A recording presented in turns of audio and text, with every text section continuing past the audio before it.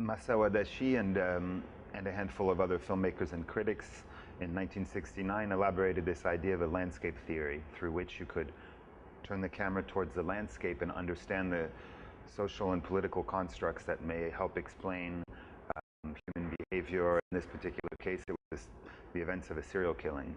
It's the only instance of this theory being put into practice in this film called AKA Serial Killer from 1969. And then Adachi and a number of other people from the film world who developed this theory moved on and did other things. And so 30 or 40 years later, when I started interviewing and working with Adachi, I thought it would be interesting to sort of put this theory into practice for a second time. So I decided to implement for a second time this landscape theory 40 years later. But at the same time, I think the way I wanted to use this was sort of as a trying out a theory with the acceptance that it may actually not work. In other words, it's a way of illustrating both the theory and the fragility of the theory. I think it's an open question whether or not turning the camera towards the landscape functions as a means of deciphering the political structures that explain a radicalization, a political or a criminal radicalization. But I think the theory is very interesting, and I think testing it is an interesting proposition for a film. The film is entirely structured from conversations, interviews. There's nothing written by me. It's the stories told through hours of interviews with Mei Shigenobu at first, and then later with Masao Adachi. Obviously, in the structuring of my interviews with them, I am able to sort of capture a narrative that I can sometimes expect because I've read a number of things about the life of both of these people. And then in the construction of the movie while editing, obviously can organize this story in a way that might point towards some important moments in the history of leftist thought. You mentioned Foucault, you mentioned Genève, I think you could also mention Godard, but I'm constructing something from a material that has been given to me by two very eloquent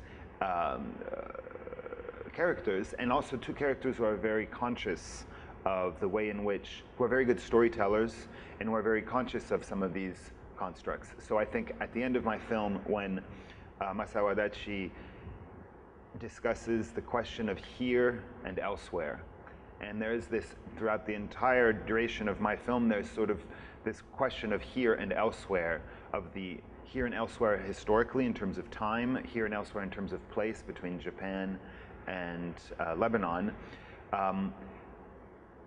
He uses these two terms, and I am convinced that it's a wink to Godard and Godard's film Ici et Ailleurs.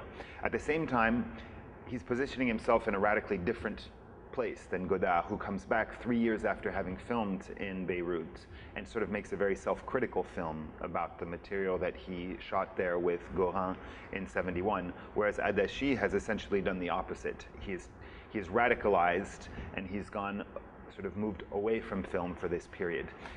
So the question of how much of these references are embedded inside the film, I worked with what they gave me, and then I tried to structure something that would be a reflection and would give material to think about these different political ideas between 1969 and 2011. Masao Adachi repeatedly expresses his belief that there's no distinction between cinema and revolution. And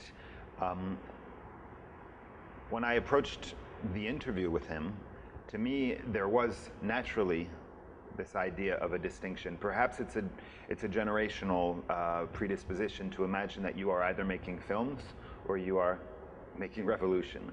And so a lot of the interview is sort of the meeting between these two very distinct conceptions. Adachi still believes very strongly in this Trotskyist idea that the revolution is permanent. And so he doesn't think that there's sort of an arc with a beginning and an end to his revolutionary journey, because for him, he's in a permanent cycle. For people in my generation, I think we have a tendency to sort of see this arc as a beginning, a middle point, and an end point, especially when we think about radical groups like the Red Brigades in Italy or the Japanese Red Army. But there is this, I think the film, I was interested in sort of creating a relationship between these two visions inside of the film. Perhaps that she and I do not agree on how to tell this story, and the film should sort of encapsulate both visions. But certainly, this idea of whether or not making revolution and making film is one and the same thing or different things is of great interest to me. But I am also full of questions as to whether or not this is true.